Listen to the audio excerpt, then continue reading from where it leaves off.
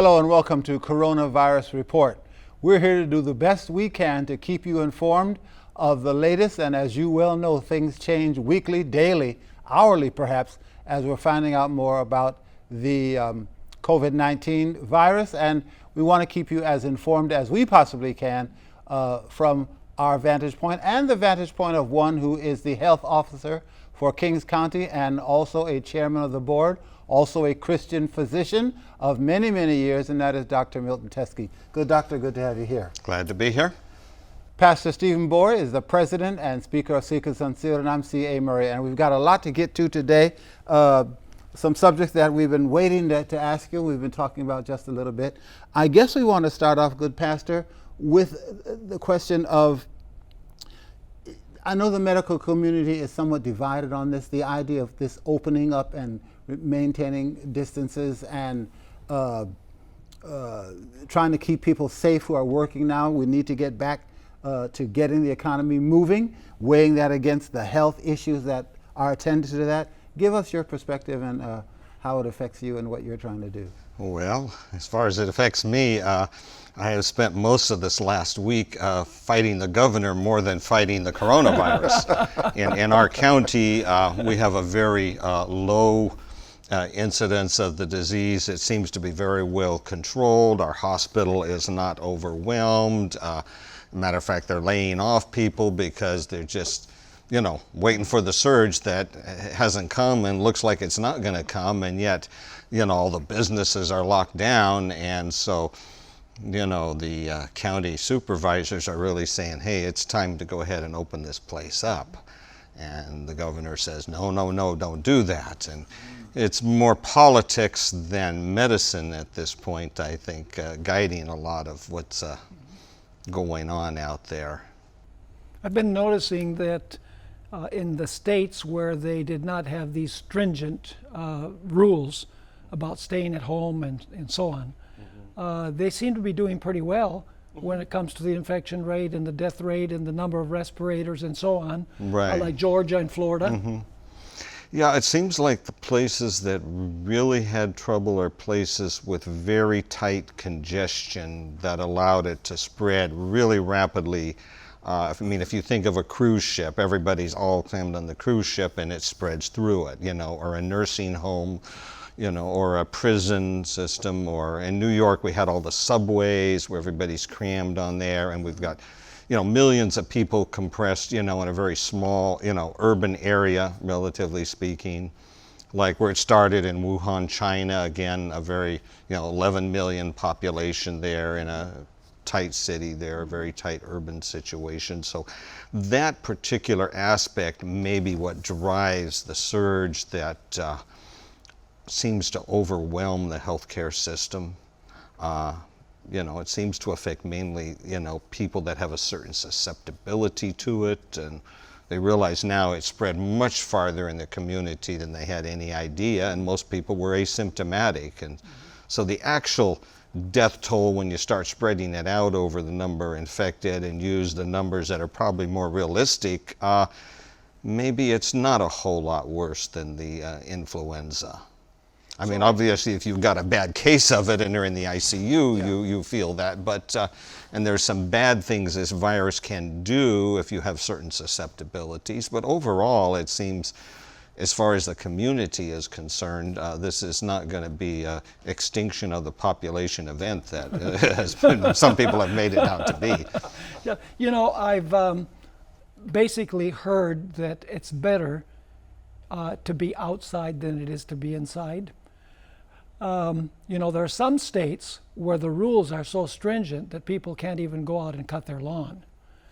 Yeah, I think a lot of those are very misinformed measures that really are probably not doing any good and maybe to some degrees doing some harm. If you think about it, probably our best sanitizers are fresh air and sunlight. Even in hospitals, we'll put ultraviolet lights as a purifier to kill viruses and bacteria in the air. And out in the bright sunlight, well, you've got ongoing ultraviolet all day long from sunrise till sunset going on out there. Fresh air disperses it, cleans it, diffuses any virus that is, so that there's very low dosage, if anything, around. So probably one of the safest things is to be out in the fresh air and sunlight as opposed to in a closed space. So, sort of dovetailing on Pastor Bohr's question, because the hotspots that we see are nursing homes, closed up places, meatpacking plants, closed up places, jails, closed up places. So it would appear that other than large urban centers, the places where this virus has the best chance of catching hold is some locked down, closed up place where people cannot distance themselves. Yeah, you put a whole bunch of people together in tight quarters without good air circulation, and the virus is going to easily spread among them. Yeah, you know, this leads into another question that's related to this, and that is, you know, viruses seem to a great degree, go away in the summer. And in the winter, they come back, sometimes with a vengeance. And of course, you know, you hear that maybe the sun, the heat in the summer kills off the virus. But as we were discussing before the program, there's another reason that exists why in the summer you don't have the same incidence of influenza, for example, as other times. And I was fascinated by your answer. Yeah, I think I mean, if you think about viruses spread from person to person, they're not out spreading there on the trees and bushes in your community. It's not the change from winter to summer in the environment out there that is killing off viruses out there versus causing viruses to grow everywhere. You know, here in the valley, every winter, the influenza gets really bad, especially when the fog comes in. And when the fog comes in, it's just like the ER fills up with influenza cases. But it's not so much what the weather is doing in the environment as the effect the weather has on people's behavior. Because if you think about it, okay, it gets rainy, it gets cold, it's foggy, what does everybody do? Everybody stays indoors, they close the windows, they turn on the heaters and recirculate that air. People are going to tend to be crowded in indoor places rather than being outdoors and so much of the time. And so we really tend to break that cycle there during the summer months where everybody is out in the fresh air and sunlight more and the windows are open, and we just have it's the behavior of the people that really changes with the seasons. And I think that has much to do with it rather than the actual like temperature or humidity outside. Because the virus isn't really living out in that, it's living indoors, and it goes from person to person indoors. That's where it's being spread. And for some reason during the winter months and the bad weather months, we all come indoors and stay out, and so we're all crowded together indoors more, and so the disease tends to spread more. It does that with the influenza virus. Some of the other coronaviruses that have been around a long time that cause mild flu-like symptoms also have a similar type pattern where they go away during the summer, come back during the winter. And so one reason, it may be that one reason that everything seems to be stabilizing now and infection rates are going down and hospitals aren't being overflowed with cases is this very factor. As people are starting to get out, whether they're allowed to or not, they are. You know, I mean, it's the state is opening up whether the governor, you know, agrees to it or not. I think he's going to have to catch up with the state because cities are opening and you know, people are going out, and they're not going to wait for the governor's permission to go outside. And so I think we're going to see more and more of that, and things are going to open up. And the real question is then, what's going to happen next winter? Will we see it come back again? And will we have a more realistic assessment of it when it does? Or will we try to redo the panic of this last winter? Well, I think we've learned a lot of lessons from this particular pandemic, and hopefully there will be a federal plan, step by step, to deal with it more effectively than it's been dealt with this time around. Of course, this was a surprise, so basically it's it's shoot or miss. But so basically, the difference between summer and winter has to do more with the behavior of people than it has to do with anything else. That's my take on it. Yeah, that's what I seem to see and observe. Yeah. In the 19th century, I remember that when a person, for example, got TB, they would keep the person inside, when really they should have taken them outside into the sunshine. Well, and they did realize that in the early part of the last century, the 1900s, there was a large move to the creation of tuberculosis sanitariums, they were called. And people would be with tuberculosis were taken from society so they wouldn't be spreading the disease, but they'd take them to these tuberculosis sanitariums. And see, there was no antibiotics then, so the only treatment they had was fresh air and sunlight. And they had huge windows, the sunlight, people were taken out during the day, inside, air, ventilation. Even during the winter, they would keep the place open with fresh air circulating through it. They did everything they could to increase fresh air and sunlight. And it was really the only thing that could help. Antibiotics had not yet been discovered that could fight tuberculosis. And it wasn't till around 1950 that, we could start to see tuberculosis being controlled by the antibiotics.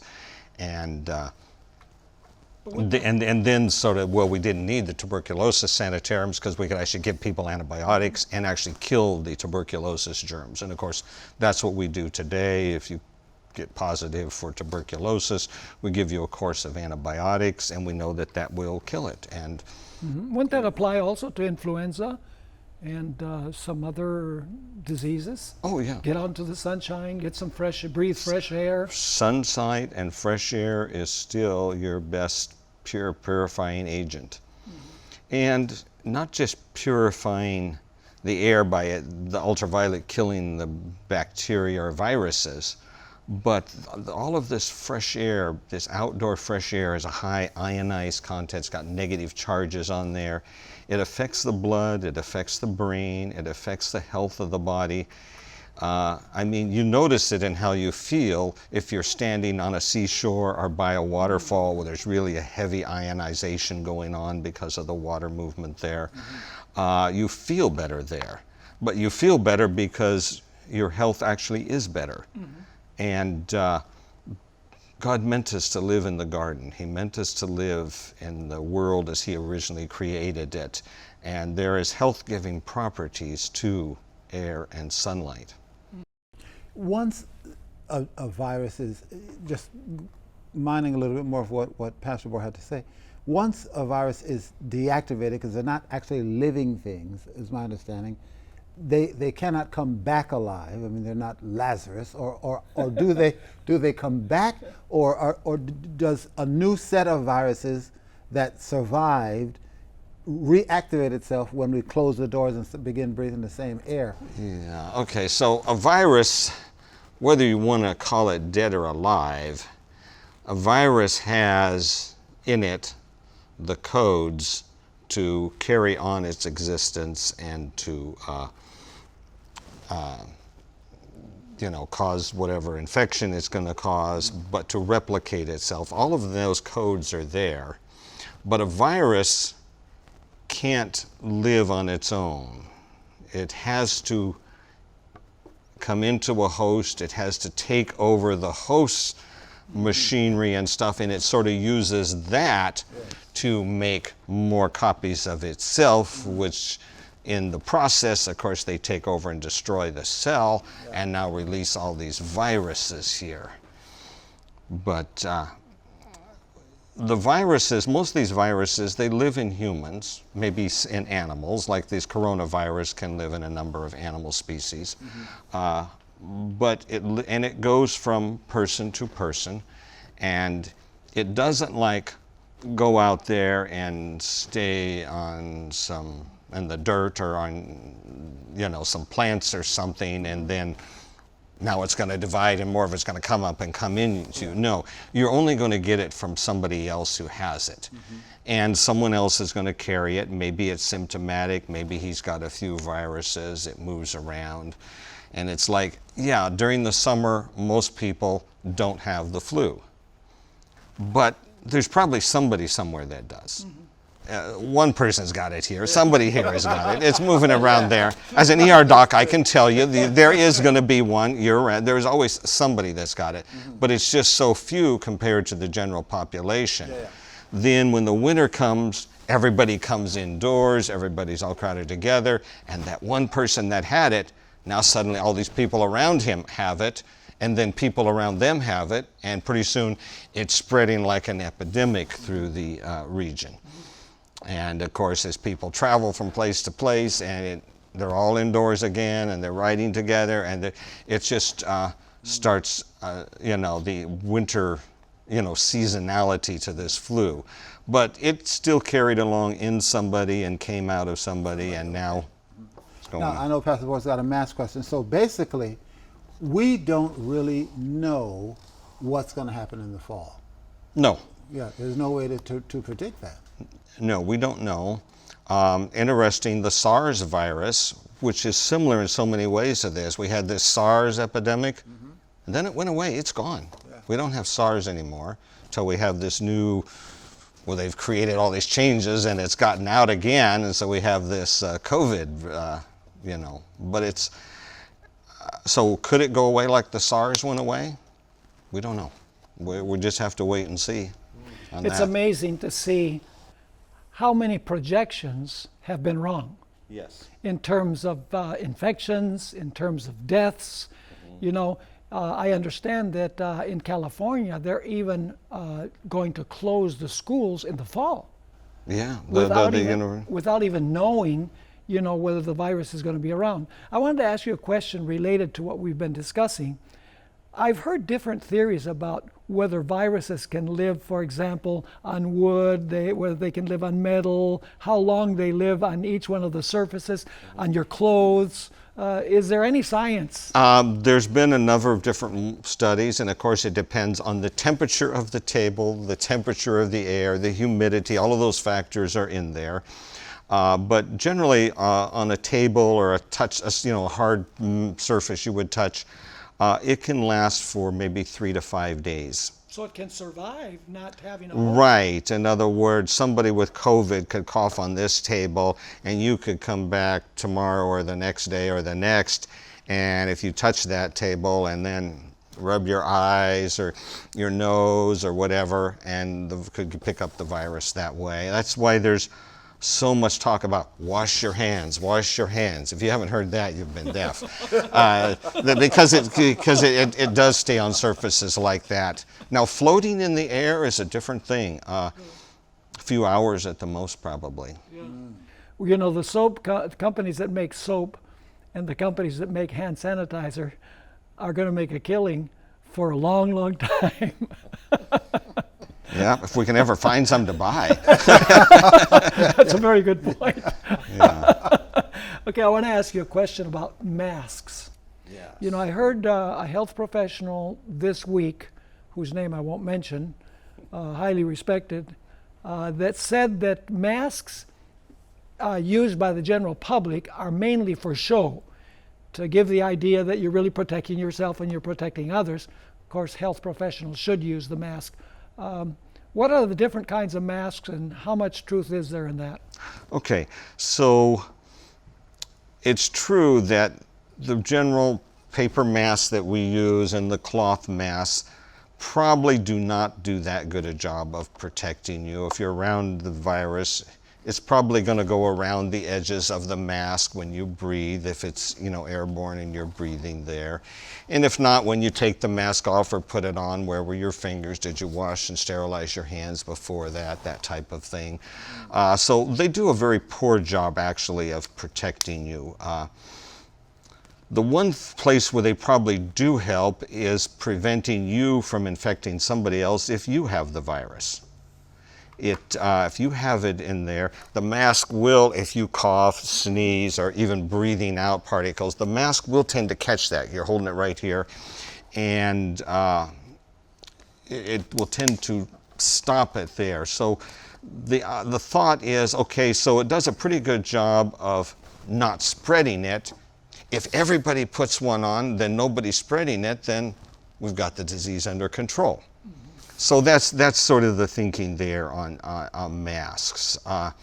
Interesting. Now, in the medical areas where it's really important, where people are going to have to go in and take care of very sick people with this virus and don't want to get infected themselves, they use the N95 masks, which are very good at filtering it out.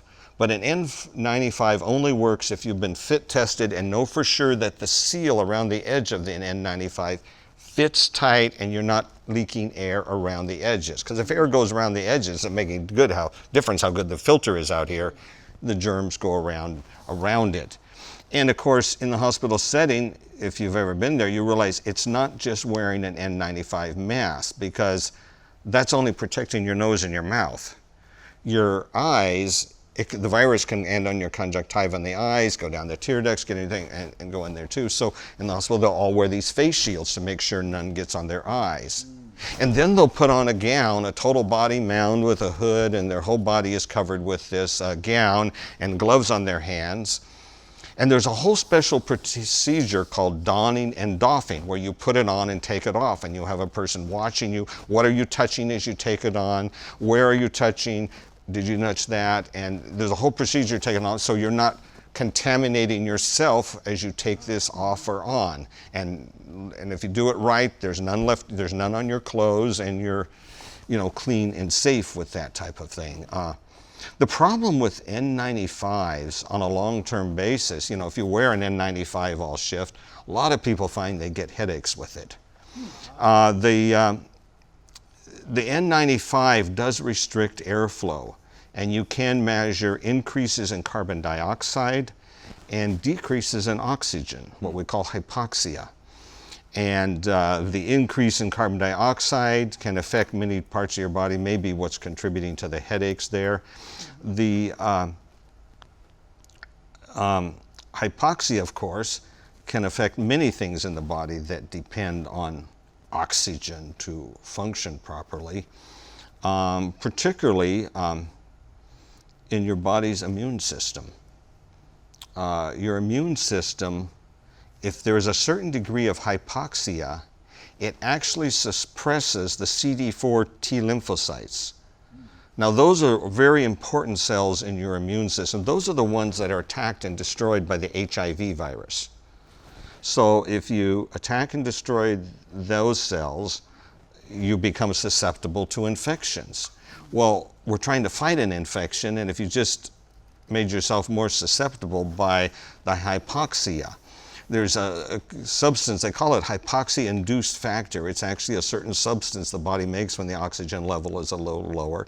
And this particular hypoxia-induced factor actually tends to shut down the production and the function of these T lymphocytes.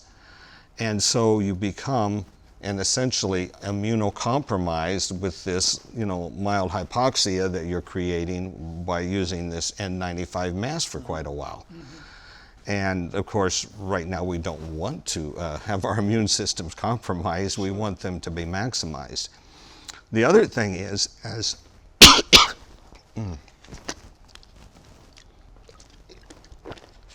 we start to realize that we're fighting this thing, one of the big things is the cytokine storms, where the immune system gets out of control.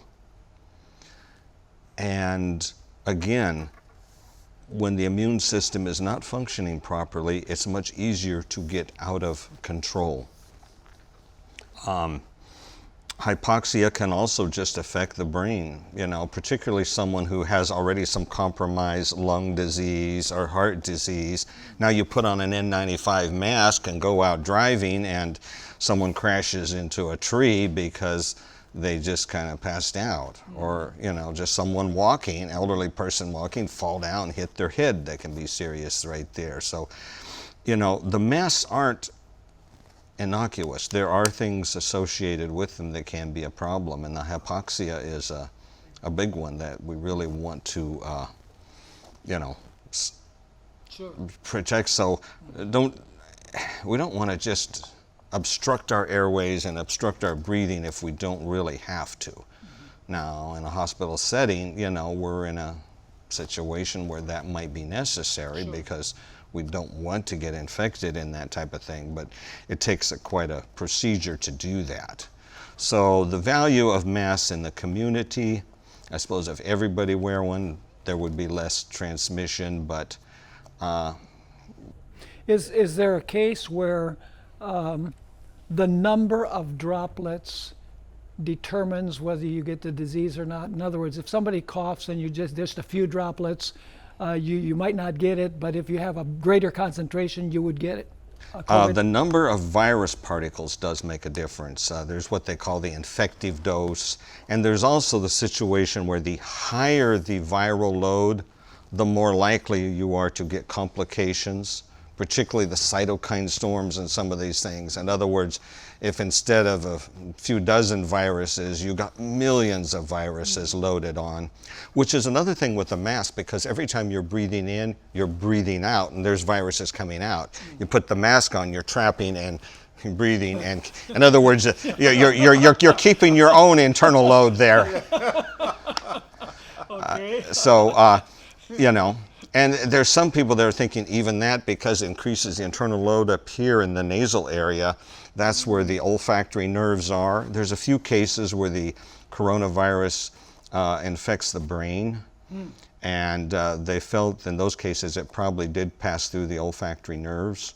Wow. So a high viral load there might, you know, predispose us for there. So masks aren't all good. Well, everything in this life, I guess, has a downside. Yeah. You know, you're going to have to look at it and pick the balance, but certainly when you don't need it, I wouldn't wear it. Right. Okay. You know, as a health officer, I recommend people to wear masks in our community. We have not passed a mandatory masking order in our particular place. Some places they have made it mandatory, other places they have made it voluntary, but we have recommended it, and certainly as you start moving into the nursing homes and places like this, we are trying to protect the people, you know, there's appropriate use of those. We recommend the N95s there. It wouldn't hurt. It wouldn't hurt. You know, our time goes so fast. I had a question we'll have to save to next week on these handheld UV lights. Do they really work, in your opinion? There's so many avenues that we can go down and questions that we can ask. But thank you for joining us. Stay with us again next week. We'll try to do the very best we can to give you the most up-to-date and pertinent information. Until then, stay well, stay healthy, and God bless.